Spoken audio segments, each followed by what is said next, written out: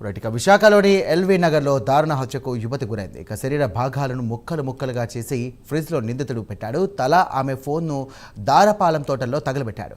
ఇక నిందితుడికి మరణశిక్ష విధించాలంటూ కూడా బంధువులు ఆరోపించారు. ఈ ఘటనకు సంబంధించినటువంటి మరింత సమాచారం మా కరెస్పాండెంట్ నరసింహ అందిస్తారు.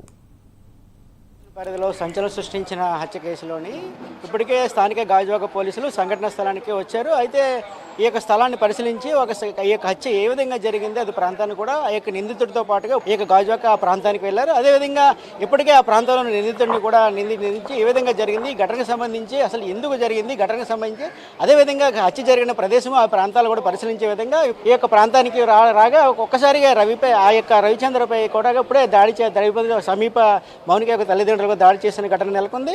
ఏదేమైనా కూడా ఇప్పటికే ఈ యొక్క సీన్ రీక్రియేషన్ చేసిన సందర్భంలో పోలీసులు అయితే ఘటనా స్థలానికి చేరుకున్నారు. అయితే ఈ ఘటనపై సంబంధించి ఈ ఘటన మౌనిక యొక్క బంధువులు అయితే ఉన్నారు. అయితే ఇప్పుడు చెప్పండి, అయితే ఇక్కడ ఈ ఘటనకి సంబంధించి ఈ యొక్క నేవీ ఉద్యోగి ఈ మౌనికకి ముందస్తు ప్లాన్ ప్రకారం చంపారని అనుకుంటున్నారు. ఇది పక్కా ప్రీ ప్లాన్ గానే చెప్పుకోవచ్చండి. ఎందుకంటే ఆయన పిలిపించుకోవడం ఏంటండి, తర్వాత అమ్మాయి ఇంటికి రావడం ఏంటండి, ఈ అబ్బాయి అక్కడ కలిసి ఉండడం ఏంటండి, తర్వాత ఈ యొక్క హత్య జరిగిన తర్వాత మళ్ళీ ఆయన కత్తుల కోసము ఏవేవో ప్రయత్నాలు చేసిన మాటలు కూడా మనం మీడియాలో చూస్తున్నాం. అదేవిధంగా ఆయన ఎంతో ప్రీ ప్లాన్ లేకపోతే కానీ ఈ యొక్క అమ్మాయిని హతమార్చాలని ముందుగా అనుకోకుండా ఉంటాడండి.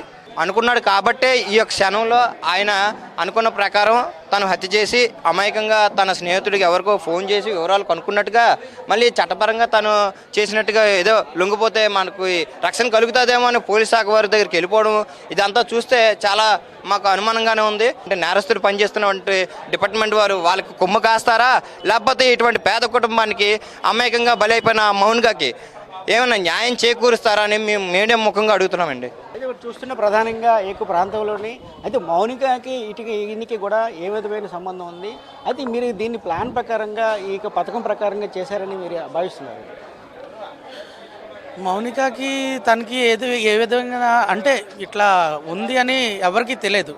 మాకెవరికి అంటే పుట్టి పెరిగి మా దగ్గర ఉన్న చిన్నప్పటి నుంచి ఒక ఏరియాలో తిరిగినా అన్నదమ్ములుగా మేము అందరం కలిసి ఉన్నా. ఆ అమ్మాయి బయటికి వెళ్ళి వచ్చినంత వరకు కూడా అమ్మాయి డ్యూటీకి వెళ్తుంది వస్తుందన్న మాత్రమే తెలుసు. ఇలాంటి సిచ్యువేషన్ ఒకటి జరుగుతుందని మాకు తెలియదు.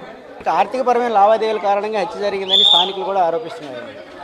ఆరోపణ స్థానికులుగా ఆరోపించారా, మీకు ఆ వ్యక్తి చెప్పడా? ఆ వ్యక్తి మాకు చెప్పిన ఏంటంటే తన ద్వారా తెలిసింది ఏంటంటే మేము డిమాండ్ చేయడం వల్ల, లేకపోతే ల్యాండ్ ఇష్యూ, నేను అమ్మాయి ల్యాండ్ ఇచ్చాను దానివల్ల, సరే ల్యాండ్ ఇచ్చాడు, ప్రూఫ్లు ఏవి?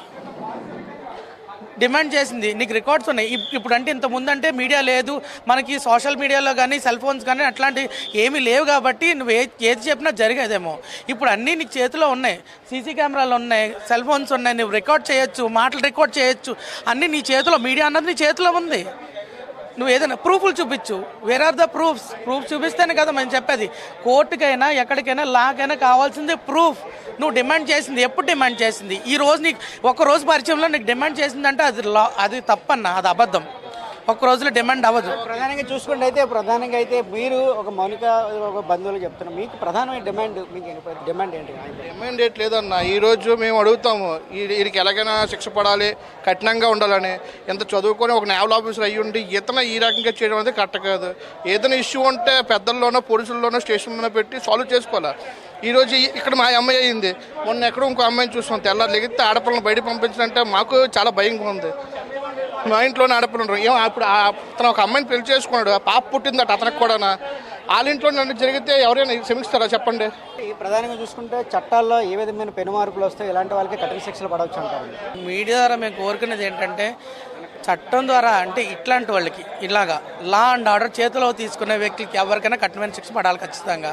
ఇప్పుడు నువ్వు ఉన్నతమైన పొజిషన్లో ఉండే నువ్వు ఎలాంటి పని చేయగలిగావంటే, లేనివాడు రేపొద్దున ఏ డ్రగ్ ఇస్తో నార్మల్గా తిరిగేవాడు రౌడీ వ్యక్తితో ఆడైతే ఏం చేస్తాడు? ఇదే కొనసాగుతాయి అన్న. మాకు బయలుపరచండి, చెప్పండి మీరు ఏం చేయాలనుకుంటున్నారో. పోలీస్ ఫోర్సే కానీ, మీరు అనిత గారికే కానీ, డిప్యూటీ సీఎం మన పవన్ కళ్యాణ్ గారికే కానీ మాకు న్యాయం చేయండి. ఇది ఆడపిల్ల అనేది చిన్నపిల్ల అవని, పెద్దవాళ్ళు అవని, యవనస్తురాలు అవని, వృద్ధురాలు అవని, ఎవరైనా ఆడది ఆడదే. తనకి మీరు ఏం చేయదలుచుకుంటున్నారో మీరు బయలుపరచండి.